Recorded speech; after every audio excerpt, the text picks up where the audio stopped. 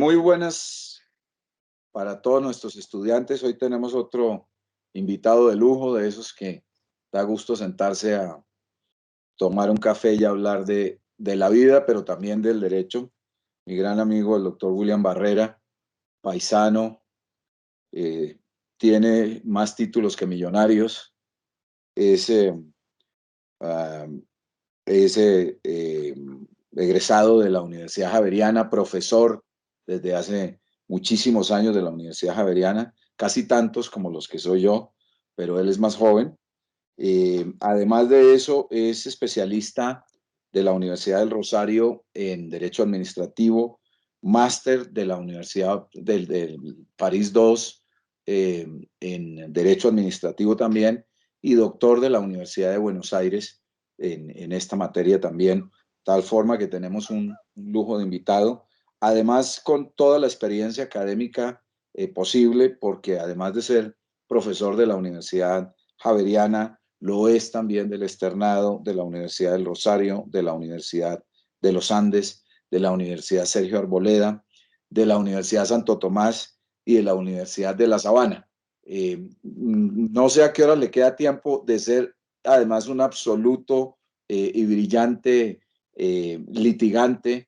Tiene su propia oficina, es una oficina muy aprestigiada, precisamente en temas de derecho administrativo, y hoy con la generosidad que lo caracteriza, nos acompaña para hablar del capítulo de la celebración indebida de contratos. Pues muy bienvenido, William. Es un honor realmente para mí y para los estudiantes tenerte en nuestra clase. Pues no es necesario más bienvenida en la medida que también es tu casa, la Universidad Javeriana. Eh, Así que muchísimas gracias por tu tiempo y por tus conocimientos. No, siempre un placer ver a mi gran amigo Juan Carlos, a mi querido amigo de toda la... No, acompañarte, servirte, y para mí siempre será un placer charlar de estos temas que son tan importantes.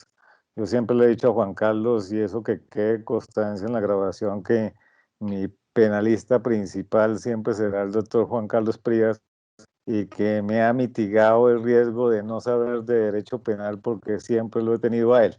Entonces, y a su magnífica oficina que comparte con una gran amiga de la universidad, mi gran amiga también, Paula Cabella, quien yo quiero mucho, que fue compañera mía de pupitre. Entonces, eso es un afecto para ti, también para tu sociedad y para tus alumnos.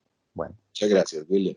Muchas gracias. Pues el tema que nos reúne por fortuna es un tema de gran interés, de gran actualidad y que va mucho más allá del derecho penal, porque la integración de estos tipos realmente tiene unas dificultades a las que, digamos, solo se puede llegar en solución con el ascenso de una persona de tus conocimientos. Yo te propongo que en primera instancia hablemos de la relación con el bien jurídico tutelado. Nosotros en la presentación que hacíamos de la materia en nuestro curso señalábamos que en el fondo, cuando se habla de delitos contra la administración pública, lo que se está protegiendo es el debido ejercicio de la función pública, es decir, la manera como el Estado realiza sometido al principio de legalidad y a la Constitución, las actividades necesarias para el cumplimiento de sus fines. Pero siendo el Estado un ente complejo, una persona jurídica tan difícil de manejar, pues esa concepción antigua del Estado, de un Estado que puede hacer todo, que de hecho está en el deber de hacerlo, etcétera, etcétera, es de cierta forma una utopía. Y en esa medida surge la contratación pública como un mecanismo de logística para realizar a través de terceros, por la vía del contrato, lo que no puede hacer directamente, lo que no tiene la capacidad para hacer, porque ciertamente manejar un ente del tamaño del Estado, que es ciertamente el ente más importante de una sociedad, pues requiere de unos instrumentos idóneos, y uno de ellos quizás de los más importantes es precisamente el de la contratación administrativa. Me gustaría desde tu perspectiva conocer la opinión sobre el valor de la contratación administrativa en el ejercicio de las funciones del Estado. ¿Cuál es ese valor estratégico? ¿Cómo lo aprecias en frente de la administración pública? Ahí hay un primer gran tema a resolver, Juan Carlos, donde hay voces muy autorizadas, como en parte la doctora María Teresa Palacio, que como tú sabes que también te aprecio a ti mucho, la doctora María Teresa Palacio, que fue redactora del Estatuto de Contratación Pública actual, la Ley 80 de 1993, participó en esa redacción, y el suscrito también, a partir de todo el tema de los antecedentes históricos que han obrado en la materia. Esto es un tema, materia antigua. De todo esto que vamos a hablar, Juan Carlos, esto prácticamente inicia en la Constitución Política de 1886, en el artículo 120, numeral 16, como función del presidente de la República en aquella época, suscribir las primeras tipologías contractuales, que fueron el contrato de obra pública y el contrato de prestación de servicios.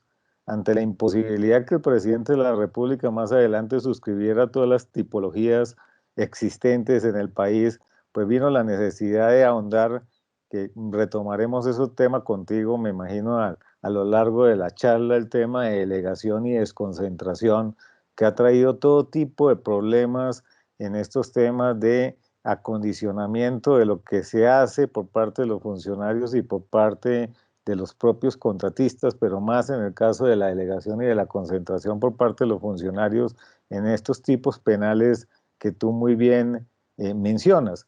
Sin embargo, parte de la discusión, Juan Carlos, que resulta muy interesante y que yo todavía tengo muchas dudas sobre el tema, pero infortunadamente la norma de contratación pública se metió en ese tema, inclusive la principal reforma, la Ley 80 de 1993, que fue la Ley 1150 del año 2007, fue traer el capítulo de los principios de la función administrativa al tema de la contratación pública. Y yo te soy un honesto en ese tema, y para serte franco, y eso lo da a uno la autoridad de ser independiente en los últimos 21 años, tú sabes. Yo siempre he tratado, como Lucho Herrera, de alcanzar allá la meta de Juan Carlos, que me lleva unos añitos más en estos temas de la independencia, pero le da a uno tranquilidad para hablar en estos escenarios. Realmente la pregunta que yo creo que es principal en este momento es si la contratación pública hace parte de la función administrativa. Realmente si uno ve este tema de la función administrativa tiene bases constitucionales distintas. Tú bien lo mencionas, parte del tema de la función pública muy ligado, acuérdate, Juan Carlos, en época de la Constitución Política de 1886, inclusive al tratamiento del empleo público y el tema del desarrollo de las funciones a cargo de todo este tema de la estructura del Estado, que comenzó a señalarse a partir de esa Constitución Política de 1886, pero que desciende en la Constitución Política de 1991 en un artículo muy citado, que es el artículo 209. Y ahí nos metimos en una serie de principios que nos han llevado todo tipo de problemáticas, inclusive no solamente en el campo de la contratación pública, sino en el propio campo de los derechos colectivos, que termina impactando el tema de contratos públicos, que es, por ejemplo, la denominada moralidad administrativa. Si tú me preguntas, yo soy un convencido de que el tema de contratación pública siempre ha sido es el principal instrumento de gestión pública del Estado. Es un tema de modernización del Estado. Ahí están los antecedentes de la Ley 80. Para tus alumnos que quieran ahondar, siempre es importante mencionar ese tema. Hay dos grandes antecedentes de la Ley 80 en un esquema que poco funcionó bajo un criterio centrado en la tipología contractual, que fue el decreto 150 de 1976, en uso de las facultades de la Ley 28 de 1974, y el decreto 222 de 1983, en uso de las facultades de la Ley 19 de 1982. Y ahí comienza todo este entramado complejo. Eh, si tú me preguntas, y lo miraremos más adelante, el tema de inhabilidades nace en el capítulo de contratación pública en la Ley 53 de 1909, de la mano de un tema que tú sabes es muy sonado en prensa, que es el tema de la necesidad que tuvo el gobierno colombiano de traer bajo filosofía francesa, y por eso tú y yo terminamos en parte en el derecho argentino, y bajo filosofía argentina, el tema de la denominada caducidad contractual frente a incumplimientos graves de los contratistas que iban a generar imposibilidades para celebrar contratos por los siguientes 5 años. Ese tema de la caducidad contractual nace en 1909, imagínate el tema tan antiguo a partir del contrato de obra pública, y termina desarrollándose en el decreto 150 del 76, cuando ya comienza a hablarse de incompatibilidades, y en el decreto 222 del 83, cuando vuelve y se habla de inhabilidades e incompatibilidades.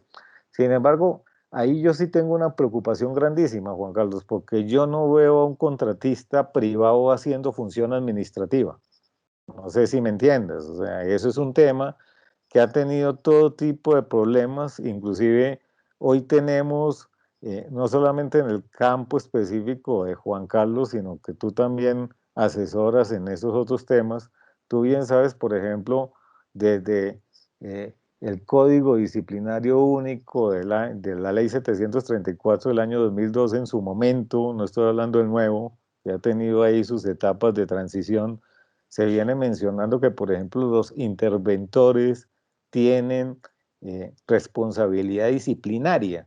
Entonces, obviamente, cuando tú me hablas Yo del les bien jurídico... comentaba, William, perdóname la interrupción, les comentaba a los Sí. alumnos cuando veíamos el texto del artículo 20 del Código Penal, que es más o menos una relación que ahora entendemos que no es taxativa por disposición de la Corte Suprema, que hace relación también a un artículo, en este momento no recuerdo el número, pero a un artículo de la ley 80, que señala que para efectos de la aplicación de la ley penal, los contratistas e interventores responden como servidores públicos, lo cual para mí, compartiendo exactamente Es el esa 55, Juan Carlos. observación que acaba de realizar, me parece un absurdo total, ¿no? Me parece un Gracias. absurdo total y ha generado toda suerte de problemas en la aplicación de la ley penal, que surge de problemas alrededor de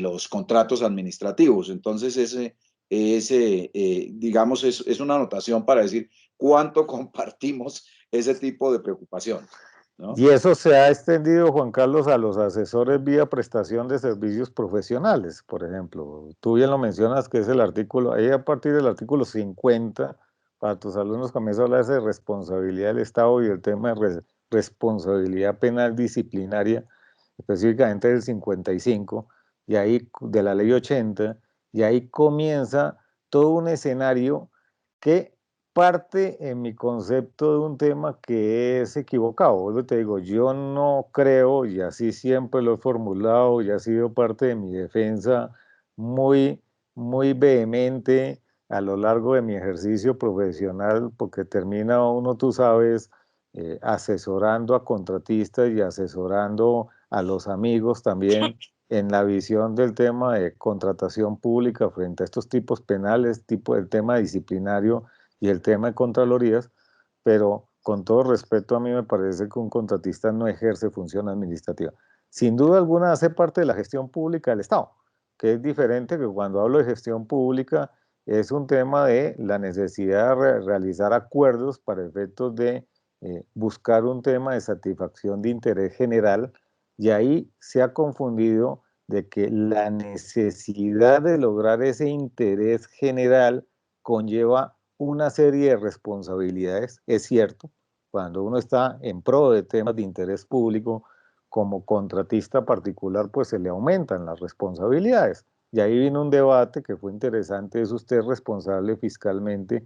¿Usted es responsable penalmente? Usted puede, yo tengo muchas reservas en eso, Juan Carlos, porque ni siquiera la propia Procuraduría ha tenido claro cómo puede sancionar a unos contratistas desde el punto de vista de como contratista privado que se suma a la gestión pública del Estado y termina inclusive llamando, tú lo sabes, en los temas de sociedades, no a las sociedades contratistas, sino a sus representantes legales, porque la Procuraduría está, está hecha para el tema, en parte, para esa vigilancia en el tema del ejercicio por parte de personas naturales, funcionarios públicos, servidores públicos, y no se ve con claridad cuál es la sanción en materia disciplinaria.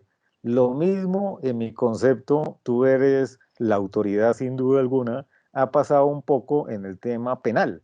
Hasta hay un tema que no se ha logrado dilucidar muy bien, que finalmente cuando uno está en unos acuerdos en derecho privado, pues realmente uno lo que va a tener es una responsabilidad en virtud de esos acuerdos, una responsabilidad civil, depende del tipo de acuerdo, pero en la búsqueda de esos fines nos hemos metido en unos temas de ahondar en unas responsabilidades que, como tú bien lo señalas y como lo miraremos bajo tu tutela en esta charla, y si no nos alcanza esa charla, Juan Carlos, de una vez estoy presto para volverme a tomar un café con mi amigo cuando tú quieras. Eh, Fíjense, verá que ahí comienza un tema que es muy complicado, que es hasta dónde llega esa responsabilidad. Hoy en día hay un tema complicadísimo, tú lo sabes, que es el Estatuto Anticorrupción, que se metió con inhabilidades, se metió con poco nombre de temas, responsabilidades aún más complejas para los interventores, y donde esa responsabilidad comienza a diluirse y en mi concepto parte de esa discusión que tú muy bien planteas al inicio de la sesión. Para mí esto no es función administrativa, Juan Carlos, con toda claridad. Muy bien, gracias, William. Yo hice una pequeña clasificación a lo largo, pues, del estudio superficial, desde luego, que he hecho de estos temas, y encuentro, digamos, cierto enfoque eh, de configuración del bien jurídico en ciertos aspectos de la contratación administrativa. Por ejemplo, yo diría, son cuatro tipos, los cuatro tipos obviamente tienen ese grado de tutela, entre otras cosas porque todos ellos son de sujeto activo calificado y todos se refieren al servidor público que participa o en la tramitación o en la celebración, incluso en algunos casos en la liquidación de unos de los contratos administrativos. Pero yo he observado que la referencia de cada uno de ellos tiene ciertas particularidades. Por ejemplo, yo creo que podríamos hablar, tú hablas de la moralidad administrativa, yo hablo de la moralidad en la contratación pública cuando nos referimos a la situación especial de esas circunstancias que tú mencionabas desde el año de 1909 sobre inhabilidades e incompatibilidades. Lo mismo haciendo un parangón un poco con otras normas, otros delitos bajo la administración pública, bajo la tutela de la administración pública, pues yo sostengo que hay una especie de fidelidad con los fines de la función pública cuando se habla del interés ilícito en la celebración de contratos, porque se supone que la actividad del servidor público en relación con la contratación es la búsqueda de los fines del Estado y no de intereses particulares. Y entonces creo que hay una traducción de esa falta de fidelidad en el delito del interés ilícito en la celebración de contratos. Uno que ya lo vamos a ver con mucho detalle contigo, que es el respeto al principio de legalidad en la contratación administrativa.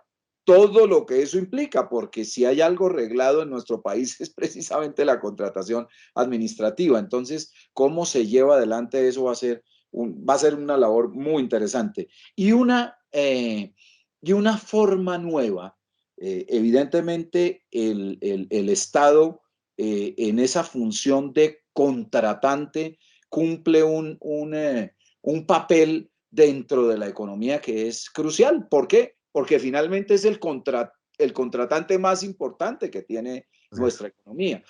Entonces, las diferentes reformas del Código Penal del año 2000 incluyeron una que es el respeto a la libre concurrencia en materia de contratación administrativa y el hecho de evitar la colusión en la presentación, evitar la manipulación en la adjudicación de los contratos por parte de los contratistas, que es realmente el único delito que sí se refiere a la actividad del contratista y no a la del servidor público.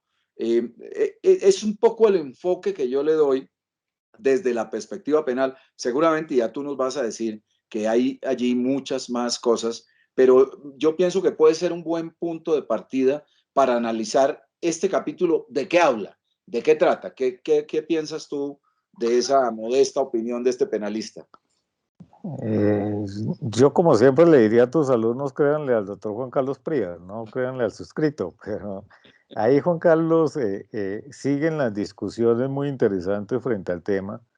Como tú bien sabes, en la Ley 80 de 1993, con la finalidad de no meterse a realizar un nuevo Código Civil, ahora que estamos en reforma del Código Civil tan importante y que uno ve con preocupación, querido Juan Carlos, que impacta tanto estos temas de contratación y que poco debate se le ha hecho al capítulo tan importante como la Constitución Política, que es el Código Civil, donde está arreglado el tema de familia, propiedad y contratos y obligaciones, que ahí rige el tema, la sociedad se rige a Así partir es, de ese tema, así que es. eso hay que rescatarlo en estas sesiones, qué pena Juan Carlos, la cuña publicitaria, pero eh, en estos temas de la Ley 80 de 1993 comenzamos con un tema que ha sido complejo, que ha sido precisamente el desarrollo del tema de los denominados principios. Cuando uno habla del tema de principios, ahí comienza a desarrollarse una materia que tú sabes es compleja, no sé tu visión desde penalista. Cuando uno comienza a descender el principio, yo siempre he dicho de que yo me volví administrativista y que soy poco constitucionalista, querido Juan Carlos, porque uno siempre el principio lo veía algo gaseoso. ¿Sí me entiendes? Uno ve el tema de el principio ya regado por la constitución política, pero finalmente uno dice, bueno, ¿y dónde está la concreción objetiva de un tema, de un principio? Y ahí, fíjense, verás que cuando uno habla del tema de principios en la ley 80, el tema era muy claro. El tema de principios en la ley 80 de 1993, que tuvo unos maravillosos redactores. Cuando quieras, invitamos aparte de los redactores para efectos de que hagamos un café a 4 manos o a 3 manos. Me comprometo contigo para eso. Pero parte del tema de hablar de principios en Ley 80 era una finalidad de tratarle de llegar a la mayoría de entidades públicas que iban a celebrar contratos con el Estado y sobre todo al tema de aquellos servidores que no tienen la fortuna de quienes estamos en las grandes ciudades donde hay la posibilidad de contratar muy buenos asesores y demás, hablando, porque uno siempre habla muchas veces de Bogotá, pero pósense, que se posen tus alumnos en el municipio de la Ubita, Boyacá, o allá en Charalá, Santander, en nuestra tierra, etcétera. ¿Hasta dónde tienen la capacidad estos alcaldes, gobernadores, quienes representan a los municipios, al tema de gobernaciones, etcétera, provincias y demás, los representantes o jefes de lo que denomina la Ley 80 entidades públicas para efectos de ser entidades públicas contratantes, hasta dónde tienen el nivel de conocimiento específico para eso? Cuando se habló de principio fue para eso. Entonces, parte de la discusión que tú muy bien planteas, Juan Carlos, y eso es fundamental para el entendimiento del lío actual, es que hasta el decreto 222 del 83 prácticamente todo eran contrataciones directas, querido Juan Carlos. Entonces ahí prácticamente se miraba, era el contrato. Ya se mencionaba la licitación pública, pero de forma muy precaria. Donde comienza a desarrollarse las modalidades de selección que tú sabes comienzan a desarrollar nuevos principios. Acuérdense ustedes ahí, cuando hablo en plural, le estoy hablando a tus alumnos, al tema de el principio de planeación. En el decreto 222 del 83 no se hablaba de principio de planeación. Y a partir de la ley 80 comienza todo un desarrollo de, hablemos de modalidad de selección para un tema que algunos denominaron principio, que fue el de selección objetiva. Y ahí comienza Cristo a padecer. ¿Por qué? Hoy en día tenemos 5 modalidades de selección. Entonces, cuando tú me hablas de principio de legalidad, Juan Carlos, sigue Cristo padeciendo. Porque imagínate, cuando vino el tema de las 4 modalidades de selección adicionales, prácticamente que hoy en día parten de la ley 1150 del año 2007, el gobierno de la época se metió a tratar de decirle al funcionario, usted acate este principio de legalidad y voy a ¿qué? Armar una serie de decretos reglamentarios. Se emitieron casi iguales decretos reglamentarios que en el tema de seguridad social. Entonces, ahí comienza el tema tan complejo. Cuando, me imagino yo, Juan Carlos, porque ha sido parte de las consultas, muchas veces cuando se abren estas investigaciones penales, eh, viene una pregunta que es obvia. ¿El funcionario a cargo de las investigaciones penales sabe de contratos estatales, sabe de las reglamentaciones?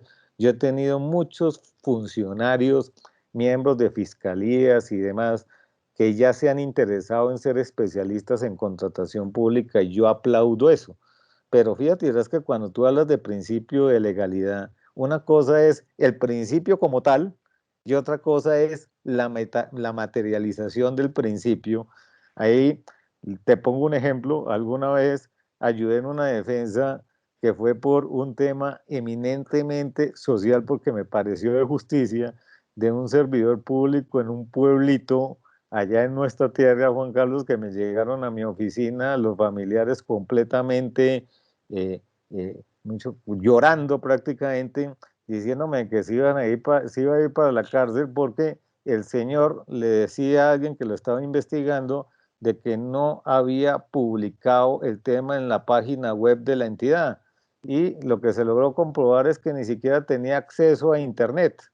Y cuando se vino el tema, que puede resultar tonto el tema, pero la norma que se estaba aplicando por quien estaba investigando el tema era del año 2002 y los hechos eran anteriores al año 2002 y me tocó a mí ir allá a explicar el tema y decirle, mire, ante esa imposibilidad tecnológica en aquella época era válido inclusive utilizar megáfono.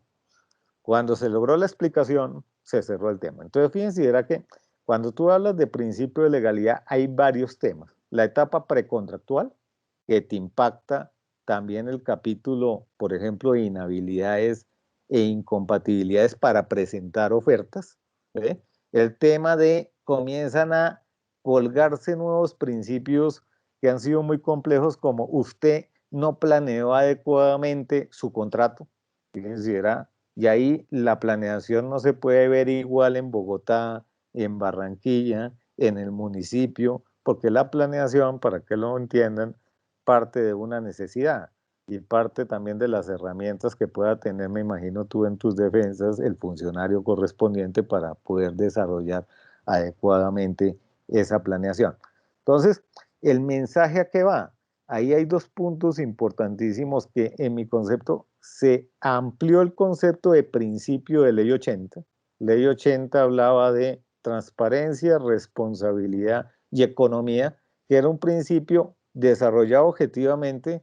Los que quieran ahondar, por ejemplo, el procedimiento de licitación pública está en el artículo 30 de la ley 80. ¿Y qué trató de hacerse? Desarrollarse ese principio de manera que objetiva. Pero hoy en día, con el tema de función administrativa, ya como tú bien lo dices, Juan Carlos, comienza a hablarse de moralidad.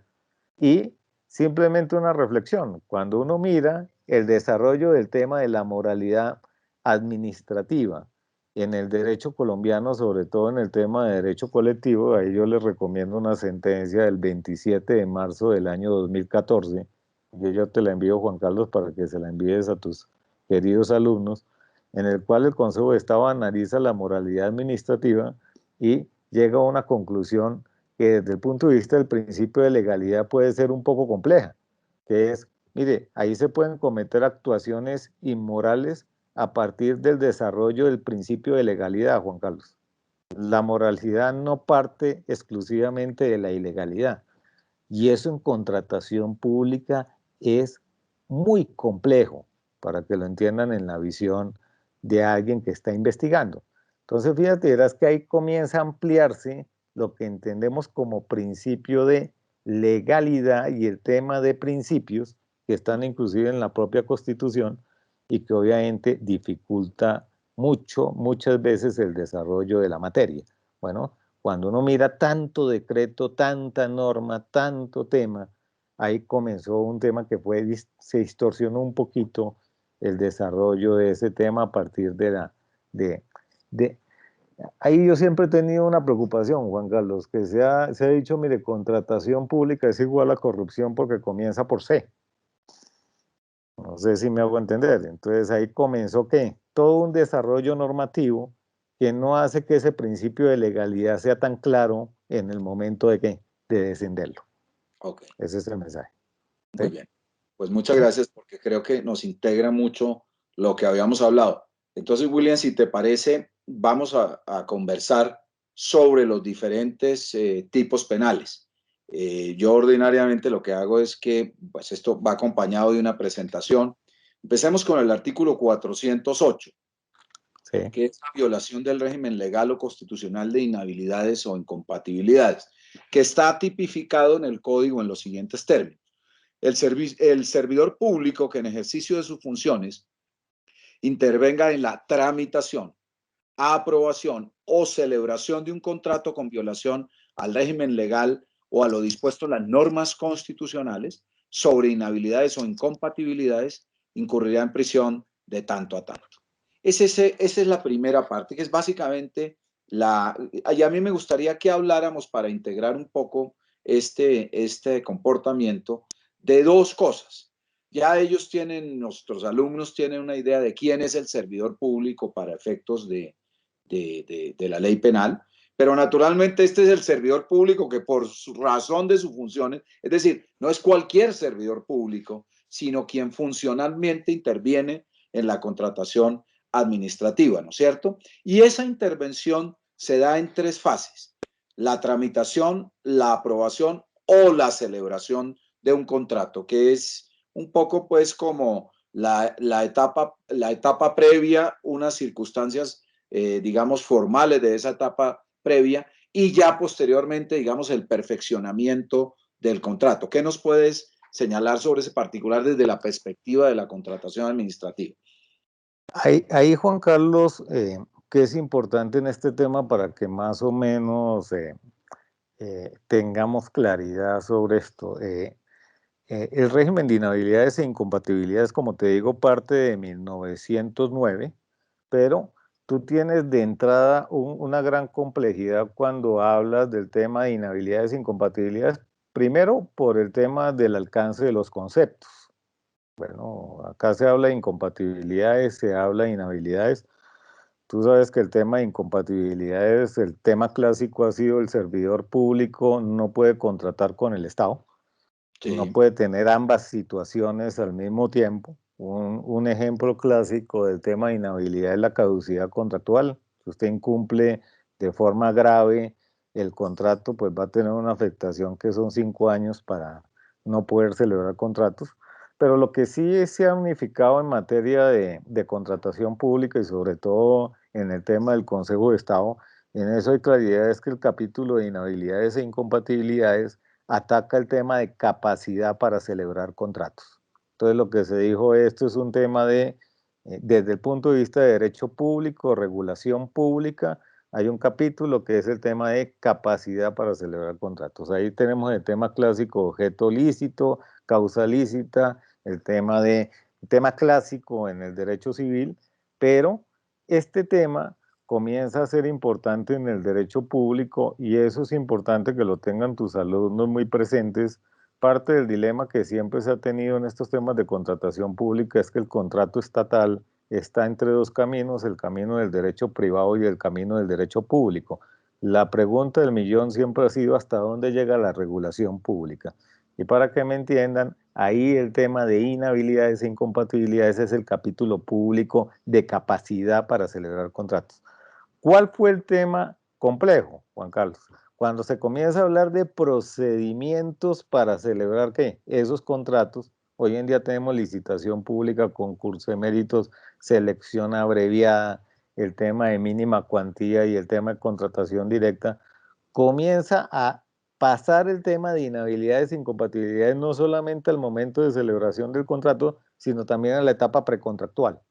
Ya. No sé si me hago entender. Y ahí comienza un capítulo que comenzamos a explorar a partir de la ley 80. Tenía una finalidad sana, mire, no dejemos presentar ofertas de alguien que se encuentra ¿qué?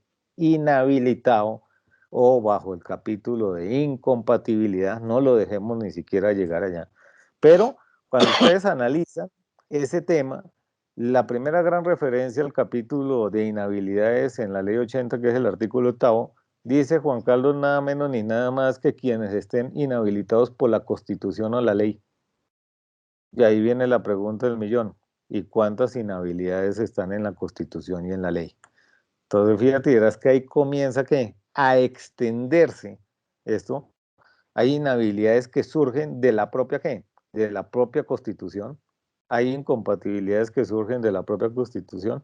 Ahí les pongo un ejemplo, el tema de quien haya sido condenado en un tema de acción de repetición y no ha pagado el monto de ¿qué? De la condena. Hasta que no subsane esa situación, sigue estando ¿qué? Inhabilitado para ¿qué? Para presentar, para celebrar contratos y para presentar ofertas. Pero el tema complejo en esto es que hay tanta norma, y sobre todo ahí, Juan Carlos, que te considero mucho, hay tanta norma en inhabilidades producto de temas penales, que ese capítulo te lo dejo a ti, porque los admiro por eso. Inclusive hay normas que son repetitivas, hay normas que no están muy claras en el alcance de cuánto conlleva en inhabilidad, cuando hay inclusive temas penales en contratación pública, tú lo sabes. Entonces, ahí, fíjate, dirás que comienza un tema ligado como a una actitud ética de quien está celebrando contratos, que también es bastante ¿qué? Complejo en su desarrollo. La primera gran pregunta que uno tiene que hacerse es, ¿cuántas inhabilidades pueden surgir de ahí? ¿Cuántas incompatibilidades pueden surgir de ahí? Y viene un segundo capítulo que es también bastante complejo, que es, ¿esa inhabilidad es temporal? ¿O esa inhabilidad va a ser que es una inhabilidad solamente para el caso correspondiente? ¿O puede haber casos de inhabilidades permanentes? Bueno, si el funcionario no paga la acción de repetición en lo que resta de la vida, pues la consecuencia va a ser que nunca va a poder ¿qué? Celebrar contratos con el Estado. Entonces, Willy, fíjate, una dime, pregunta. dime. ¿Existe alguna diferenciación técnica o conceptual entre inhabilidad o incompatibilidad? No, es básicamente ese concepto, Juan Carlos. Son muy unidos, pero lo que te dice el tema de incompatibilidad es tú no puedes sostener dos situaciones al mismo tiempo. En el tema de caducidad es que hubo una hipótesis que te genera ¿qué? La incapacidad para celebrar el contrato, que puede ser de forma temporal, como te digo. eh, Ahí graduará la ley, habla de 5 años en unos casos, habla de 10 años en otros casos, pero es más un tema conceptual que tú lo ves en la ley 80 y hay veces donde se mete en el capítulo de incompatibilidades temas, tú dirías, hola, esto está más como en el capítulo de inhabilidades, ¿sí? Pero es un tema más teórico que otra cosa. ¿Sí? Ya. ¿Puedes darnos ejemplos de inhabilidades e incompatibilidades para contratar? Hay muchas, Juan Carlos. Por ejemplo, en el caso de ofertas, en la presentación de ofertas, sí se han dado casos, eh, casos, la imaginación colombiana es bastante grande. En un caso, por ejemplo, que se dio muy famoso acá en una autoridad del orden nacional fue una contratación en su momento eh, de cámaras donde unos personajes arman unas uniones temporales en los temas precontractuales, en tratativas negociales, y dejan conformada una oferta. Antes de llegar al cierre del proceso, cambian de grupo, dice estas personas, mire, ya no me interesa estar con este grupo, y llegan al cierre de la oferta con otro grupo. Hay varios grupos, llegan con otro grupo conformado, y de pronto acuérdate, ahí viene el tema de cuando ustedes hablan de cierre de la oferta, es el plazo máximo para la presentación de la oferta. Yo sorpresa que cuando llegan a el cierre de la oferta, había otra oferta que había sido radicada horas antes, y vino la inquietud. Hola, ¿y esa oferta de quién será? Generalmente ellos saben qué grupos se van a presentar, y cuando se averigua el tema, era que habían utilizado esa oferta que habían conformado antes con el otro grupo, la habían dejado lista y la presentan horas antes con una finalidad. Ahí viene el tema de la consecuencia de ley 80. Si hay que miembros cruzados en el tema, vino el dilema de ley 80, ¿qué hago con alguien que está acá en una oferta y está en otra oferta? Entonces la consecuencia que dijo la ley 80 de 1993 es la primera oferta que llegue desplaza a la otra, prácticamente que genera inhabilidad para los miembros de, ¿qué? De esa otra oferta, pero frente al proceso. No sé si me hago entender. Entonces, eso terminó, Juan Carlos, en un lío penal de la Madonna. ¿Por qué? ¿Qué se logró comprobar? Inclusive hubo hasta grabaciones en ese tema, en los cuales se logró demostrar que uno de los otros oferentes, hablando de colusión, Juan Carlos, había contactado a uno de los miembros del grupo ese inicial donde habían charlado, y le habían dicho, hola, dejó firmado este personaje la unión temporal, dejó firmado todos los documentos, y dijeron sí. Entonces lograron un acuerdo entre ellos que dijeron, presente esa oferta, que no va a ¿qué? No va a resultar seleccionada, porque era una oferta que estaba mal conformada, pero esa oferta inhabilita a mi competidor. ¿Sí? Inhabilita a mi competidor porque hay que Estamos miembros en una cruzados. combinación ¿Sí? de la colusión en términos de concurrencia, en términos de competencia, y la inhabilidad del servidor público que a sabiendas acepta la responsabilidad del servidor público que a sabiendas acepta una oferta con este tipo de inhabilidades, ¿no? Sí. Entonces, fíjate, ahí tienes un caso que comienza a ahondar en el tema de la posibilidad de irse coludidos. Es un tema clásico real de lo que sucedió acá en Bogotá, un caso muy sonado. Bueno, Correcto. que terminó inclusive con responsabilidad de los servidores que tuvieron a cargo de ese proceso de contratación, ¿sí? Claro. Pero También claramente este tema es hubo responsabilidad penal de los coludidos.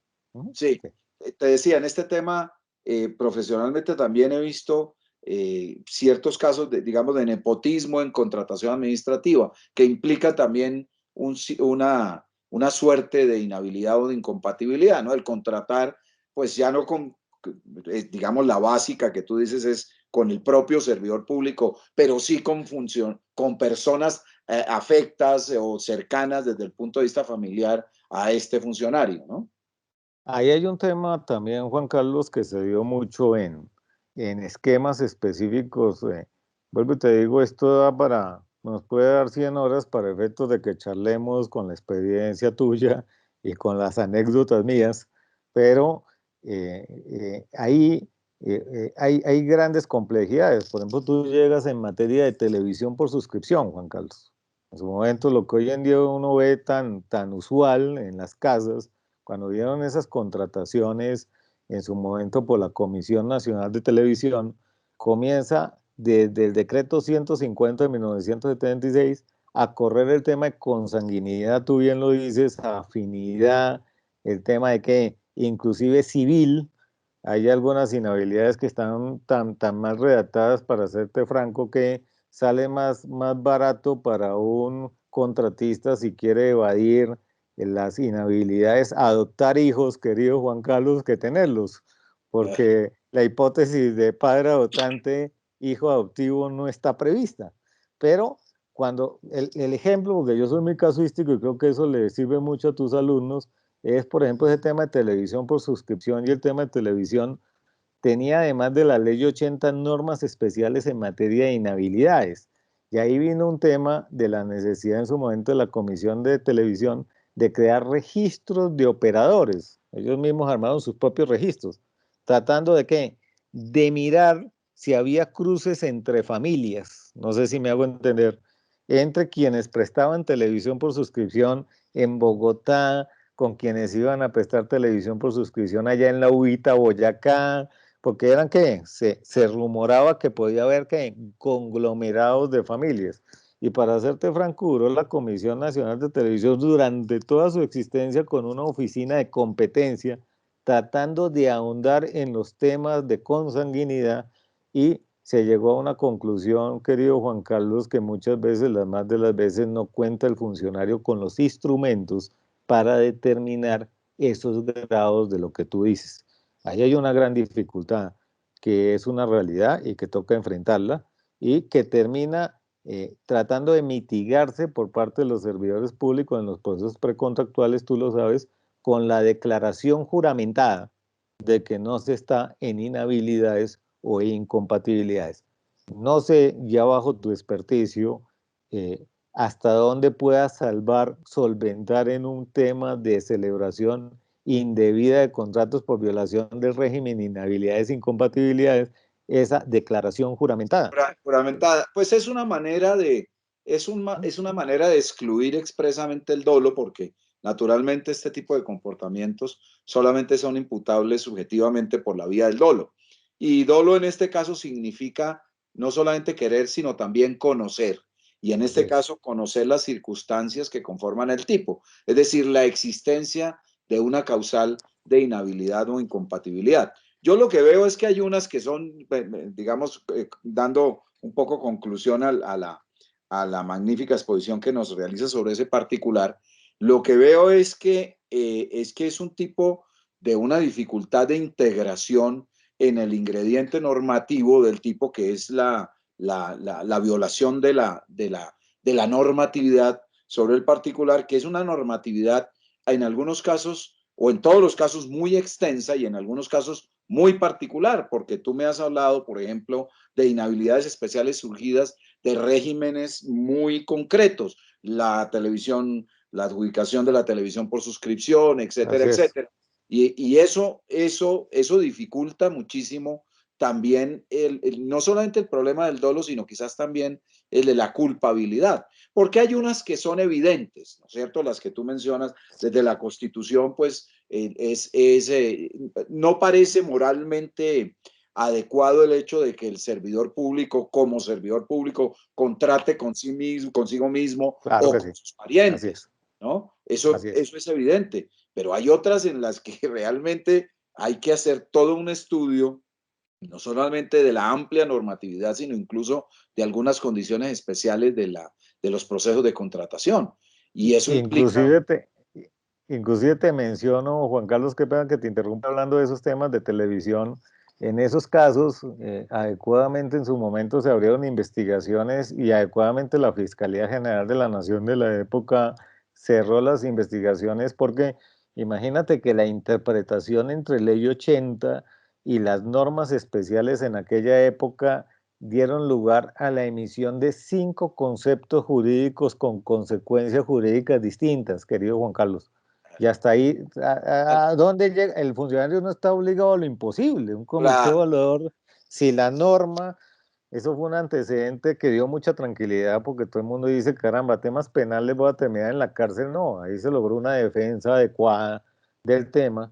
En su momento a mí me consultaron sobre eso, ya lo puedo contar, y adecuadamente la fiscalía, unos muy buenos fiscales en su momento dijeron, mire, acá había 5 vías posibles en interpretación de la norma, eso no es un capítulo que vaya a atacar al servidor público correspondiente. A claro, eso súmale, tiene a eso solución. súmale, ajá, a eso Una súmale, Juan solución en derecho Carlos, penal, William. No sé si sería en este caso, pero yo creo que hay un error que es un error fundado de prohibición, ¿no? Es decir, así una es. ausencia total ya de culpabilidad, ya ni siquiera del ingrediente, digamos, del tipo subjetivo, sino un error de prohibición ante 5 conceptos diferentes sobre un punto de derecho. pues, es decir, lo evidente es que allí no hay una claridad sobre la estructura misma de la prohibición del tipo.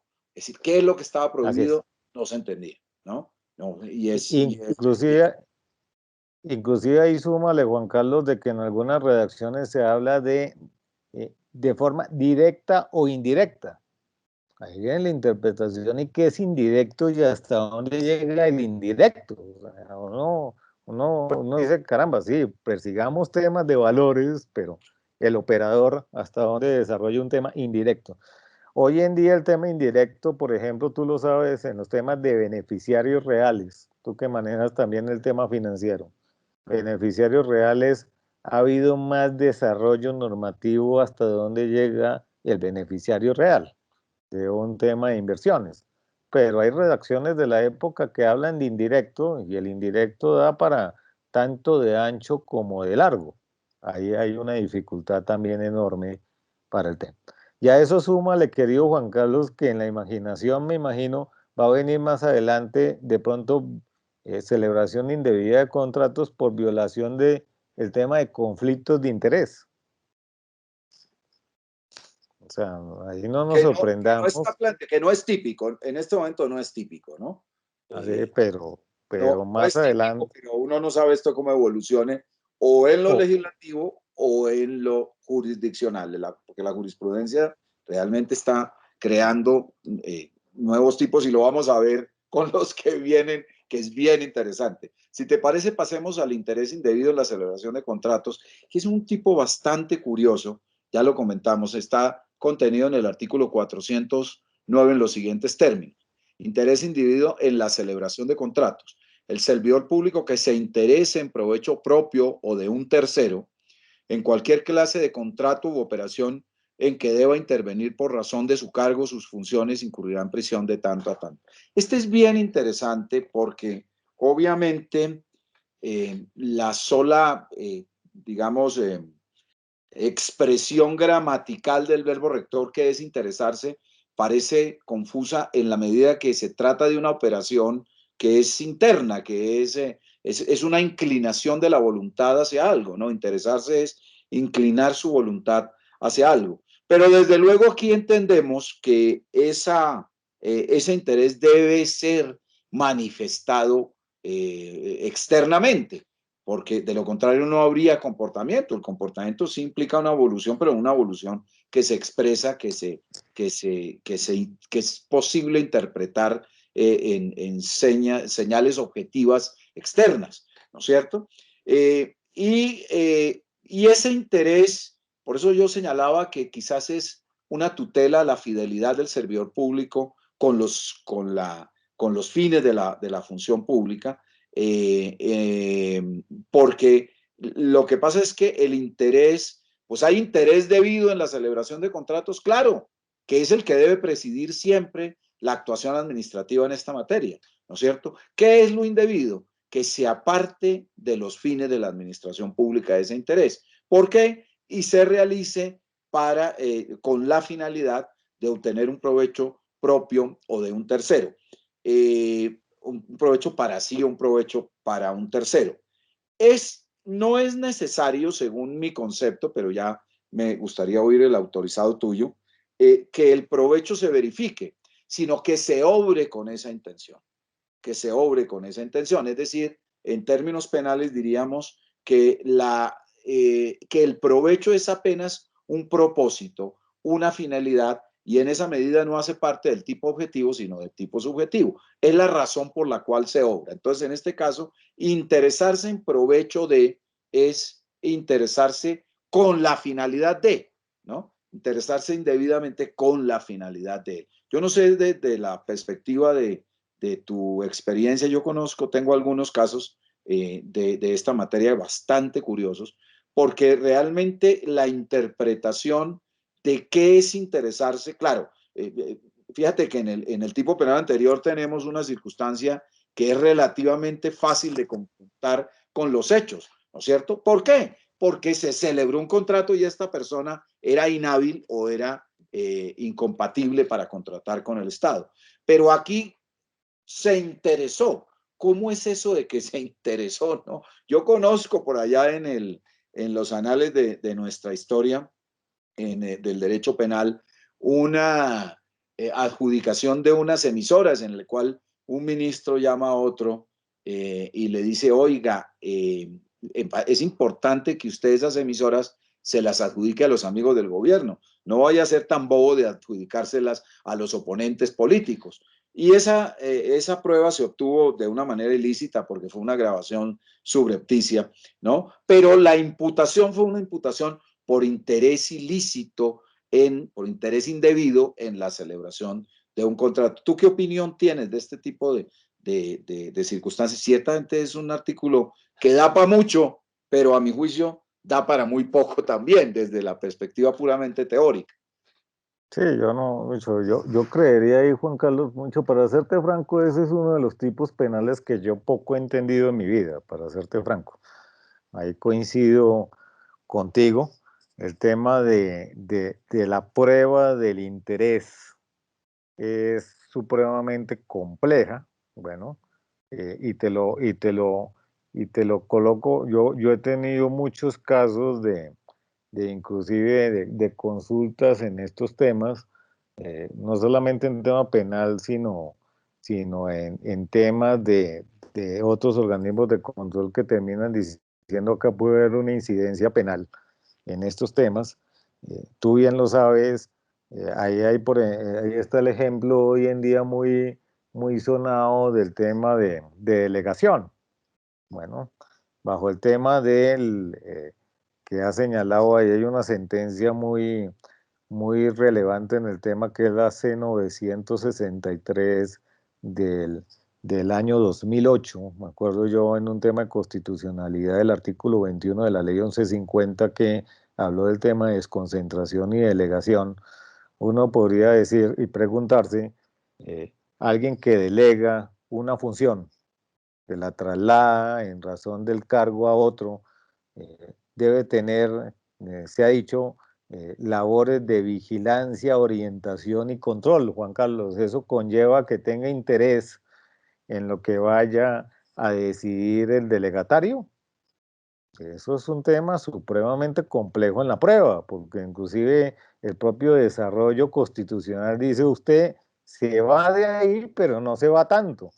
Y la misma ley 1150 del año 2007 dice ahí en el artículo 21, lo pueden chequear tus queridos alumnos, de que no se exime de responsabilidad del delegante, y eso dio para ancho y largo, como tú lo sabes, en el sentido de hasta dónde llega responsabilidad, inclusive penal del delegante.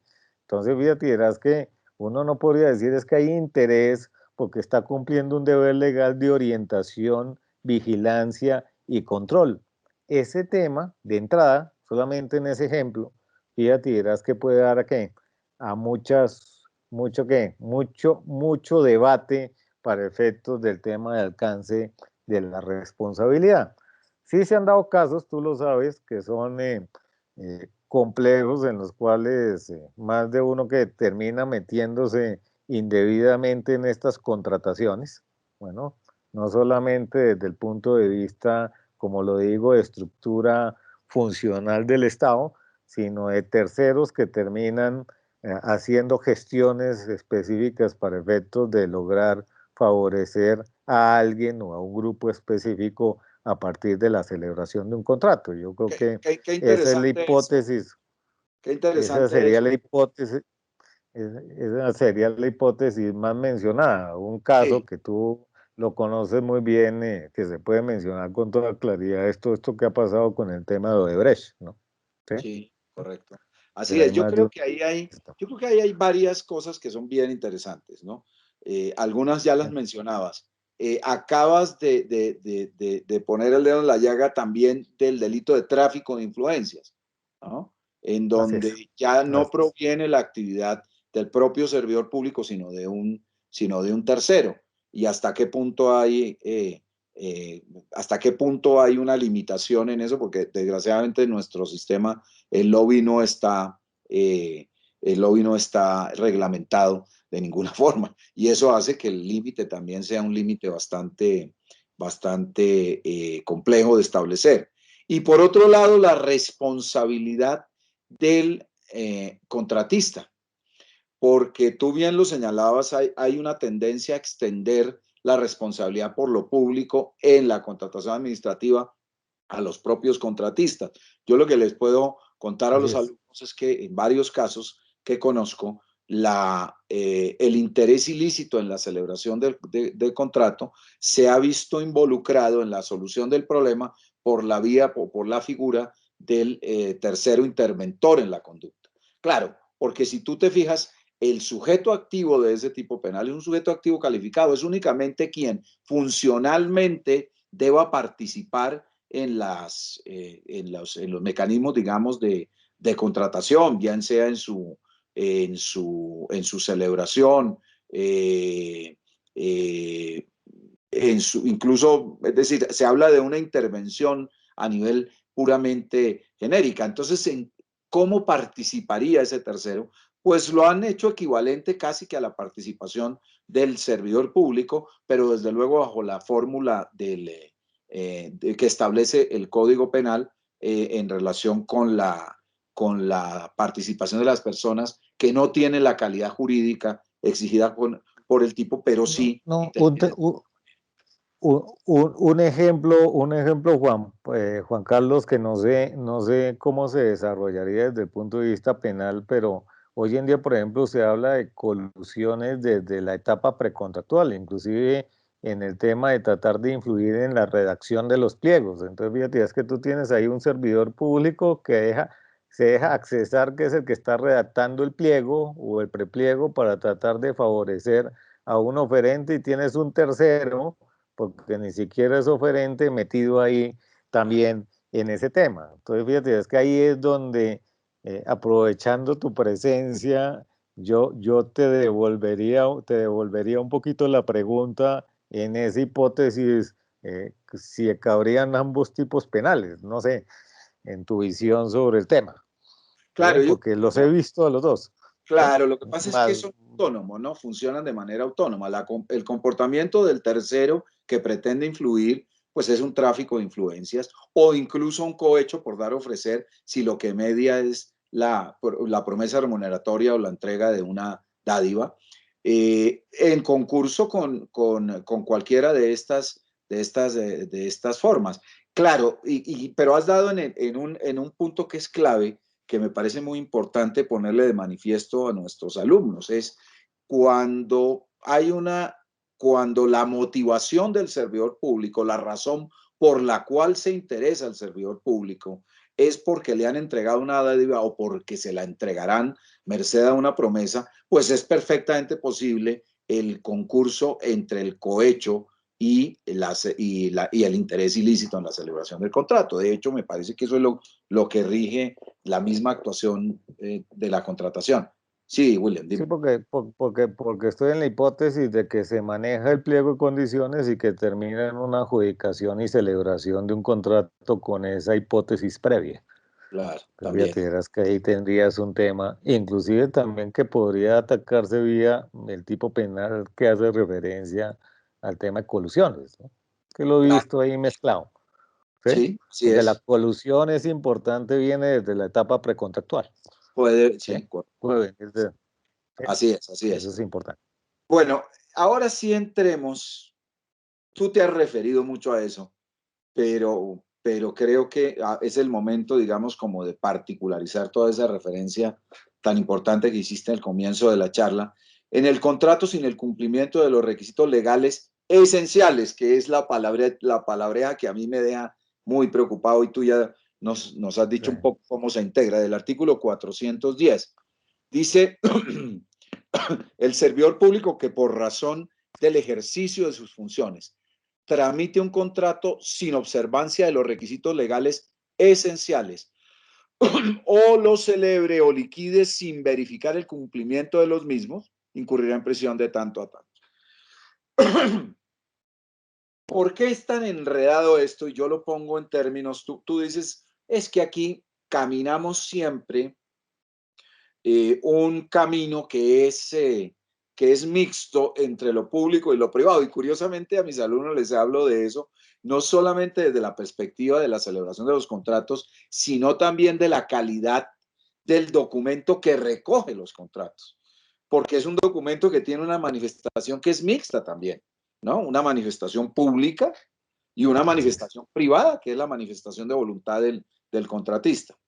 Pero aquí hay un acercamiento que parece que no nos da la solución al derecho civil. ¿Por qué, William? Porque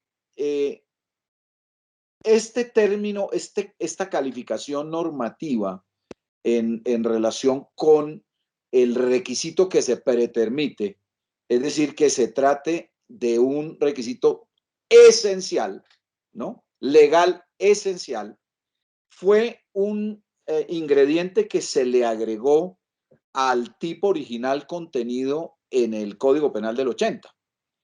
Y es decir, tanto que fue la primera reforma que se le hizo al Código Penal del 80, agregarle el término esencial. Yo creo que el propósito del legislador fue plausible. ¿En qué medida? Hombre, un mecanismo administrativo tan supremamente complejo como es la contratación pública, que está lleno de requisitos por todos los lados, pues si tú penalizas la pretermisión de cualquiera de esos requisitos, pues hombre, vuelves imposible la administración pública, porque es muy fácil que cualquiera de estos requisitos no se dé en función de que son tantos. Entonces, lo que el legislador quiso decir, pero me parece que el término es lo que está mal empleado, fue, no cualquier requisito. Hablemos únicamente de los requisitos que son esenciales. Y si uno se va al manejo de ese tema, al derecho privado, pues no nos dice nada. Porque uno va al Código Civil, que tú bien dices, están tratando de reformar. Ojalá esta parte, ni Dios quiera que no la toquen, ¿no? Porque fue un esfuerzo de los codificadores franceses y luego del señor Andrés Bello monumental, que repetirlo es muy difícil, y que sobre todo con las intenciones que muchas veces presiden ese tipo de reformas, ¿no? Pero uno va al Código Civil y dice, bueno, ¿y qué es un requisito de la esencia?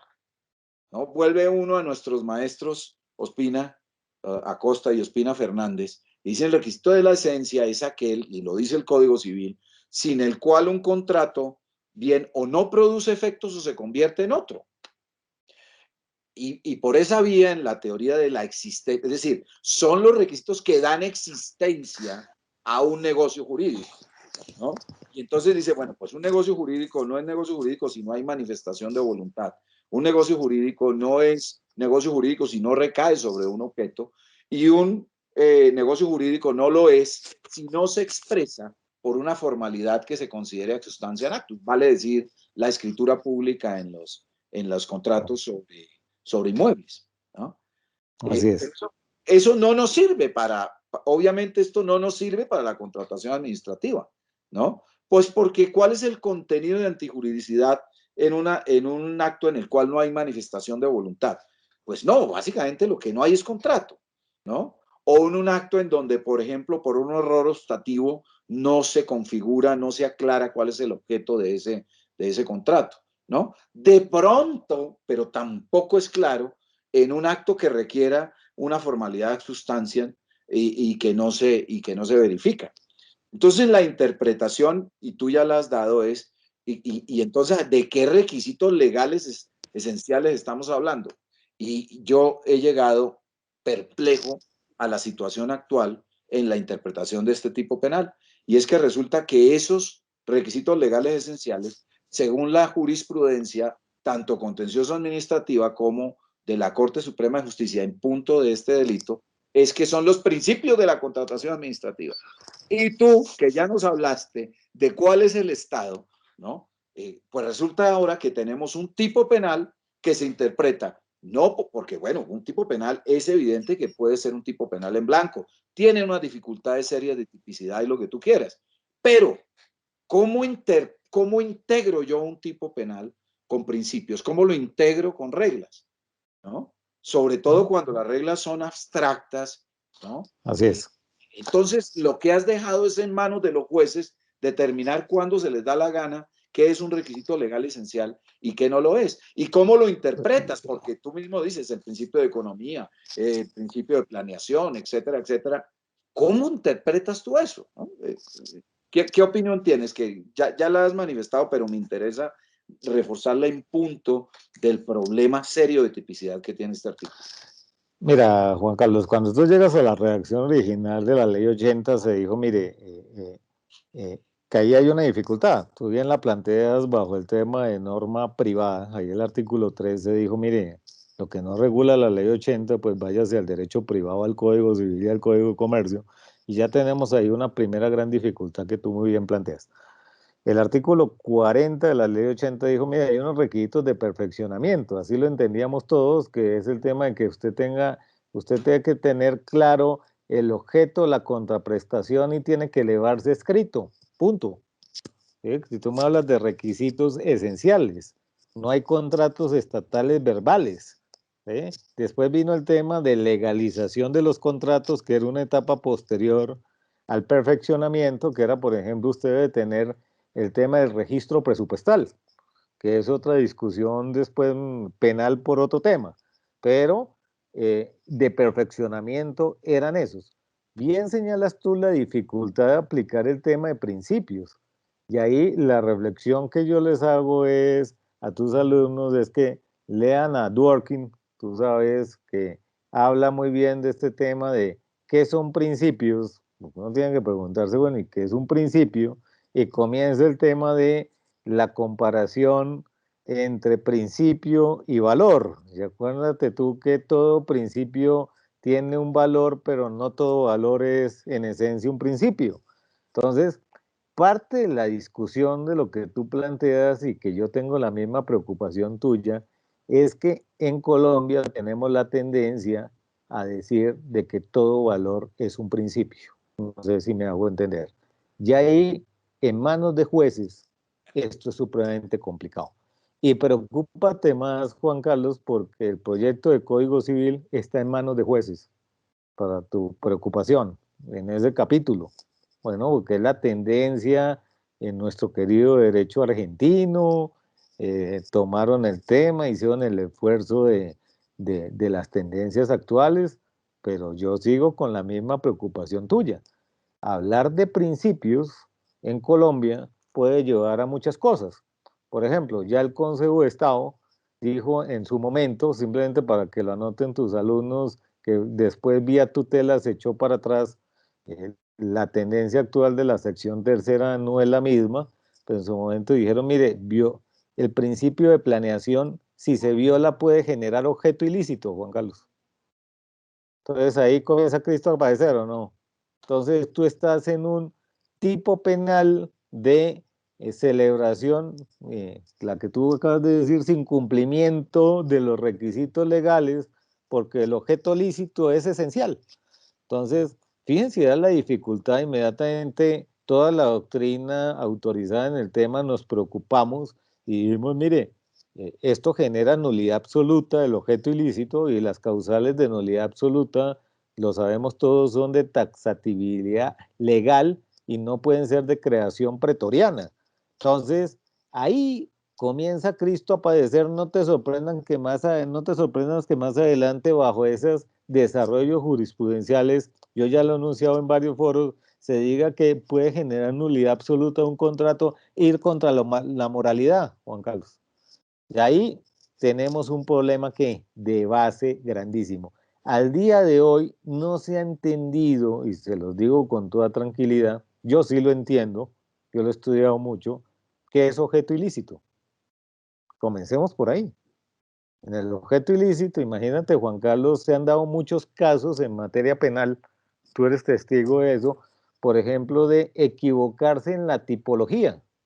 Hola, lo que pasa es que toda la vida yo como servidor público recibo una minuta contractual en la cual se vende un bien de uso público. Y yo no sabía que era bien de uso público, Juan Carlos. ¿Hasta dónde hay tipo qué? Penal por objeto ilícito. ¿Se me entiende el tema? Y ahí han habido unas defensas grandísimas en ese tema, no solamente del tipo de contrato, sino también para que lo tengan en cuenta el tipo de bien. ¿Qué puedo hacer con un bien fiscal? ¿Qué puedo hacer con un bien de qué?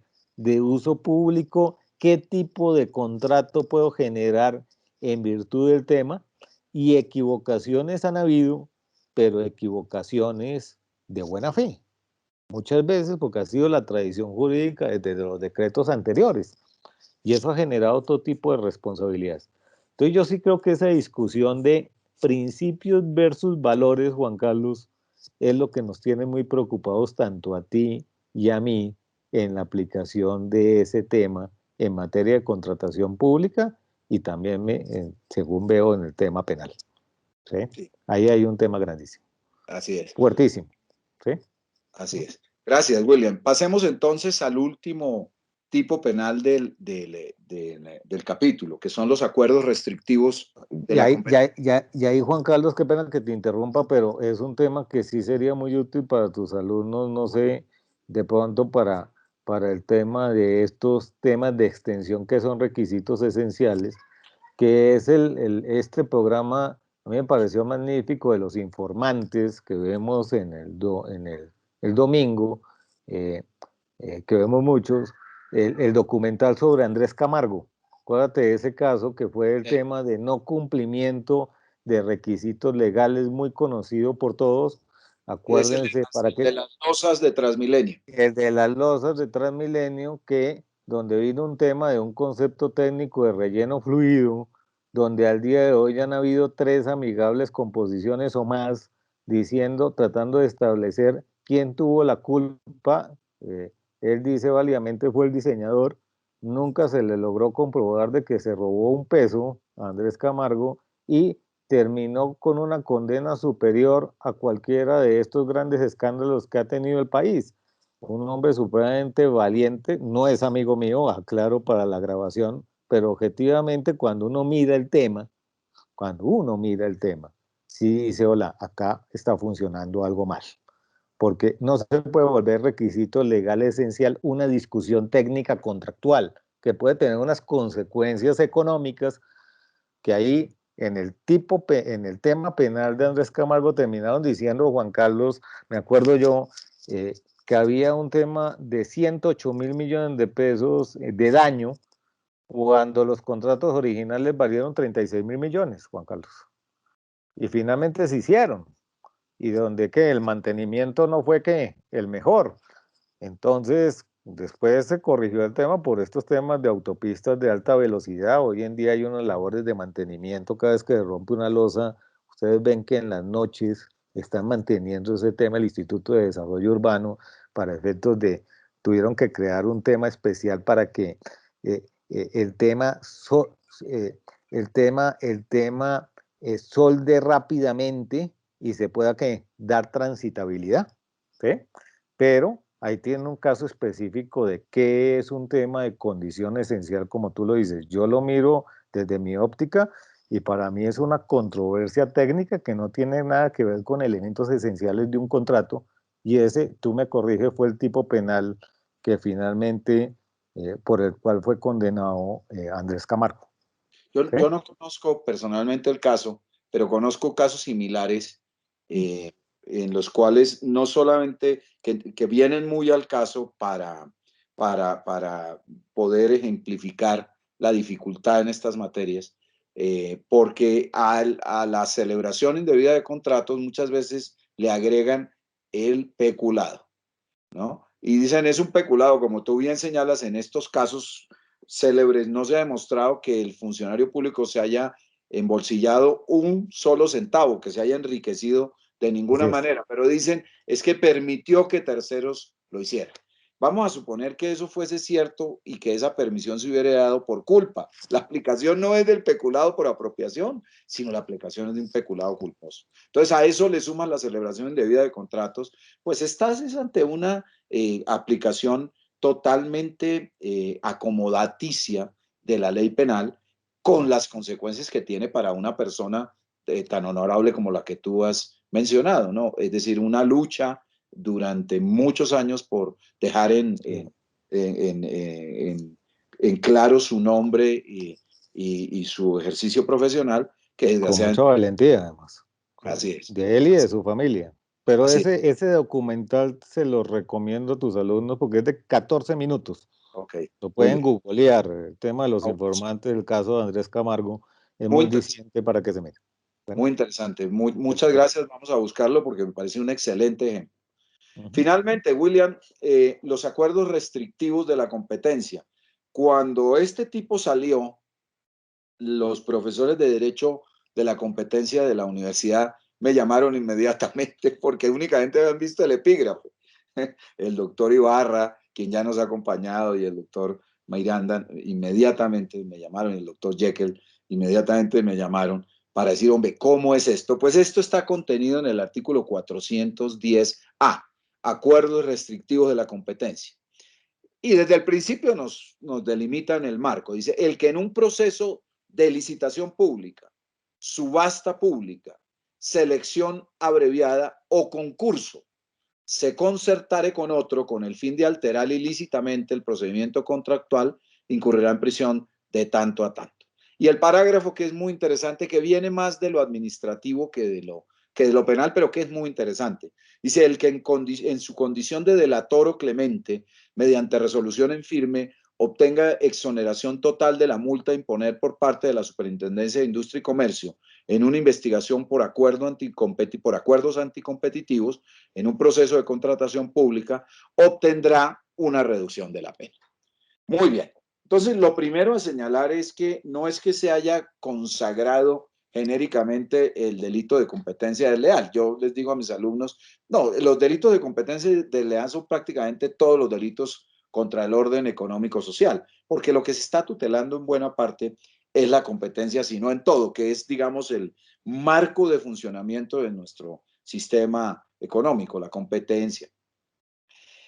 Sino que se refiere a eventos específicos dentro de la contratación pública, dentro de las cuales se produce, digamos, un acuerdo fraudulento de voluntades para alterar el procedimiento contractual, digamos, en todas sus fases. Tú ya nos mencionabas un ejemplo de, en la etapa precontractual puede darse perfectamente. A mí me gustaría que nos delimitaras un poco el marco fáctico, ¿no? ¿Qué es eso? Digamos, tú hablaste, existen múltiples formas de contratación administrativa, pero aquí se refieren exclusivamente a la licitación pública, a la subasta pública, a la selección abreviada o al concurso. Entonces, ¿eso qué es y qué casos quedarían por fuera, ¿no? Y cómo desde tu perspectiva, ya nos has puesto un ejemplo, pero cómo de tu perspectiva una persona que participa en estos mecanismos puede concertarse con otra para modificar el procedimiento. Claro, tú nos diste un ejemplo. Se conciertan, por ejemplo, para manipular el pliego de condiciones de una negociación de estas. O se concertan para no presentar sino una sola oferta. O se presentan para negociar unos precios máximos o unos precios mínimos, etcétera, etcétera. Pero cuéntanos un poco el entorno jurídico, fáctico de este tipo penal. Ahí, Juan Carlos, lo que uno ve, si es taxativo, está haciendo referencia a los eventos por fuera de contratación directa. Si Ya, tú ves la clasificación, fíjate, dirás, ¿qué supone la norma? Me imagino yo cuando la redactaron en aquella época. ¿Esto es norma de qué época, Juan Carlos? del Estatuto Anticorrupción, esta es de 2011, si no estoy mal. 2011. Ya, Entonces, fíjate, dirás que ahí estamos hablando del tema de licitación pública, subasta, que subasta realmente no es una modalidad autónoma. Ya te explico por qué tal vez colocaron ese tema ahí. El tema de selección abreviada y el tema de concurso de méritos. El tema de concurso de méritos es el tema de contratar consultores, diseñadores, interventores y demás. Licitaciones públicas están muy dirigidas a temas concesionales, obras públicas o donde no está previsto el tema en otras modalidades. Y en selección abreviada, que es donde está el capítulo ese de subasta inversa, que es el tema de la denominada bajasta y el tema de menores cuantía, fíjate, verás que parecería que está dirigido el tema es a esa etapa precontractual. ¿Por qué te digo que por fuera de contratación directa? Porque yo creo que suponen que en contratación directa pues no hay colusión. no hay colusión en contratación directa porque tú le vas a pedir la oferta que a uno solo, ¿sí? Pero mucho, la colusión requeriría pluralidad, para que lo entiendas un poquito Sí, en el desarrollo del tema. Y ahí vienen muchas hipótesis, porque es importante que esté en la etapa precontractual, porque hoy en día inclusive hay discusión de colusiones ya en ejecuciones de contratos, Juan Carlos. Cuando tú mandas a un grupo a que se gane un tema y de pronto termina cedido ese contrato a otro grupo vía subcontratación. Son formas de, echa la norma, le digo yo a mis alumnos de contratación pública, algunos me dicen echa la trampa, yo les digo echa la interpretación porque estamos en terrenos académicos. Bueno, algunos se ríen con el tema, pero ahí fíjate, dirás que parecería que está más dirigido a temas precontractuales. ¿Cuáles son las hipótesis de esto? Esto arranca de los esquemas de subasta inversa. Cuando tú comienzas el tema de hacer lances a menor bajo precio, para que me entiendan todos, pues se requerían varios participantes para efectos de eso. ¿Qué demostró la realidad? Y ahí comenzaron las primeras investigaciones en la Superintendencia de Industria y Comercio de la mano de, acuérdense ustedes del tema el tema de vigilancia. Comenzaron a denominarse carteles para efectos de presentarse a licitaciones públicas y a procesos precontractuales. Y ahí, ¿qué se demostró? Los que eran enemigos en esos procesos de subasta inversa, después se volvieron muy amigos, querido Juan Carlos, y entonces comenzó la jugarreta de no te presentes, no hagas que, o mira, haz el lance hasta este punto, y entonces me lo adjudican a mí. Entonces comenzaron esquemas de asignación de mercado, de supresión de ofertas, de no presentarme, y eso venía de tiempo atrás. Ustedes saben que donde hay contratistas buenos, como todo en la vida, y hay gente que hace bien su labor, hay personas que no la hacen tan bien. Entonces, ahí vino el tema, se metió a la Superintendencia de Industria y Comercio, inclusive una exalumna mía que yo quiero mucho, María Elena Rosso, fue la primera que encabezó ese tema de la oficina de estos temas de colusiones, y con mucha valentía ella investigó todos estos temas de vigilancia, inclusive la amenazaron y todo ese tema, pero comenzaron, de la Javeriana, comenzaron comenzaron todo este desarrollo. Hoy en día comienzan temas que ya son un poco extremos, ¿sí me entiendes? Entonces trate de inferir de que van coluidos en un proceso normal de licitación pública. Entonces mire si de pronto que hay páginas que son iguales en la oferta. Mire si tienen errores mecanográficos similares. Eh, yo te voy a ser franco, Juan Carlos. A mí en dos procesos precontractuales me han amenazado de colusión, y estos se tratan de multinacionales que tú sabes que son supremamente estrictas, y quienes estaban propugnando para que nos sacaran por tema de colusión eran los que más tenían pecados internos, sin duda alguna. Entonces, ahí comienza uno a decir los pájaros tirándole a las escopetas. Y entonces comienza a decir, lo que pasa es que este folio, por ejemplo, tú llegas a donde una misma aseguradora, pues la aseguradora te va a dar una hoja similar, y ahí no puedes inferir de que hay algún tipo de acuerdo. Estos temas, para que lo entiendas, se pueden dar, como te digo, en varias etapas del proceso. En el tema precontractual, el tema, como te dije, de que tratar de que me redacten los pliegos que a mi medida, ¿eh?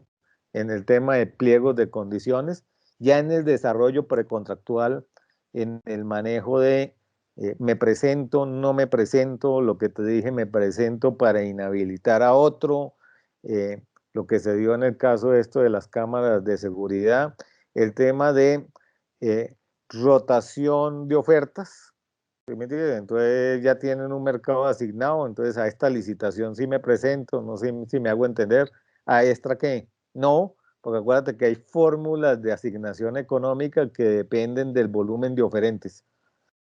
Se rota el tema de acuerdo al volumen de oferentes que habilitados, el tema de asignación de mercado, y ahí hay varias cartillas que le pueden servir a tus alumnos, que yo te las puedo enviar, que inclusive las tiene la Superintendencia de Industria y Comercio desde hace mucho tiempo y comienza a distinguir si es licitaciones, si es, dependiendo del tipo de licitación también. Hay una norma que trató de frenar ese tema, que fue la última reforma a la ley 80, que fue la ley 1882 del año 2018. Acuérdate ahí en el tema de licitaciones de obra pública, de cuándo se abría el sobre económico, si era con la TRM, de qué día, el día que se abra el tema, trataron de regular ese tema. Y últimamente, Juan Carlos, que es una discusión que viene, pero donde ya han comenzado los chismes de colusión ha sido con los pliegos tipo. Imagínate, acuérdate que se lanzó el tema de pliegos tipo con la finalidad de que de frenar ese tipo de problemas. Y ya hay temas que dicen, mire, nos toca corregir esto porque allá se están presentando de pronto para manejo de fórmulas. Básicamente el tema es para manejo de la fórmula económica muchas veces, que es la que finalmente decide, ¿sí? Pero obviamente eso requiere prueba, ¿sí?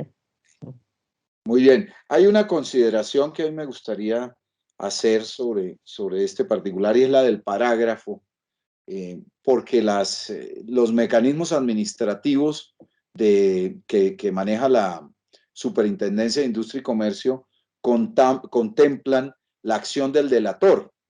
Y allí la acción del delator es incluso la impunidad total dentro de ese. Así Si es. eso diga yo que esté mal, yo creo que las grandes investigaciones de competencia en este país pues se han llevado a cabo con éxito gracias a la labor del delator, no una labor de investigación, digamos, muy profunda de la Superintendencia de Industria y Comercio. A partir de la delación, seguramente sí. Pero eso ha traído un problema que es doble, porque si tú te fijas, la consecuencia que se otorga a quien funja como delator o clemente en el proceso administrativo no es igual a la del proceso administrativo, porque aquí se atenúa la pena. Entonces, de todas maneras, el delator o clemente va a estar sometido obligatoriamente a la acción penal. Y eso ha generado dos consecuencias que me parecen importantes de comentar. Una, que para no dañar el mecanismo de la delación, la Superintendencia de Industria y Comercio no está iniciando este tipo de procesos. ¿Por qué? Porque tendría que meter a su delator, que fue con el que logró salir Claro. del problema. Y lo segundo, tampoco está estimulando la delación, porque digo, bueno, sí, yo me libro de la sanción administrativa, pero de la penal de ninguna manera me voy a librar. Por el contrario, voy a llegar con un hecho confesado al proceso penal, a la acción penal. Entonces, por eso, digamos, de alguna forma se está proponiendo que las consecuencias sean iguales tanto en lo administrativo como en lo penal, ¿no? Para que eso de alguna manera pueda funcionar, ¿no? De alguna manera pueda funcionar. Pues querido William, no sé qué. Difícil porque termina, luego te digo, en estos temas, por lo menos de subasta inversa, Juan Carlos, yo asistí a dos porque después me deprimí. Simplemente fui para mis clases de contratación pública, porque esos temas de más bajo precio viene la peligrosidad, se llegaron absurdos, te lo digo simplemente para que mires los temas tan extremos colombianos. Yo no sé si esos mecanismos están hechos para la realidad colombiana. Uno cuando estudia el derecho se pregunta después de tantos años, mi querido Juan Carlos, bueno, ¿y qué es el derecho? Y entonces llega uno a la conclusión allá de las clases que me dio en la Javeriana mi maestro Sergio Muñoz Laverde, que nos decía que el derecho es vida humana objetivada, y uno no sabe, Es la uno, definición de uno, Recastensiche, sí, cómo no. sí, que uno no sabe si finalmente esta vida humana objetivada colombiana está hecha para ese tipo de figuras. Yo la he criticado mucho. Terminaban, imagínate, para evitar ese tema de que se pudieran chatear, comenzaron con el tema, usted entra sin celulares, hoy en día entran a las subastas inversas casi desnudos, ¿sí? ¿Me entiendes el tema? Y había prohibición, inclusive vi una que con eso vuelvo, te digo que me deprimí, en el cual uno de los oferentes dijo, tengo que ir al baño, y un funcionario lo acompañó hasta el baño a ver si mandaba una señal de humo a otro para efectos de que no hiciera más lances. Eso, eso funciona en Suiza, eso funciona, el clásico tema, lo que funciona en Dinamarca no necesariamente funciona en Cundinamarca. Entonces, ese es un tema que uno tiene que reflexionar, ¿sí? Así es, Sí. así es. Pues Mi William, querido Juan Carlos, presto para cuando me necesites, como siempre. Así muchas que gracias, William. De ahorita veras que ha sido una charla muy amena, muy interesante desde una perspectiva que es muy enriquecedora para el curso, que es muy enriquecedora para los alumnos y espero que la sepan aprovechar. Muchas gracias por tu generosidad, por tu tiempo.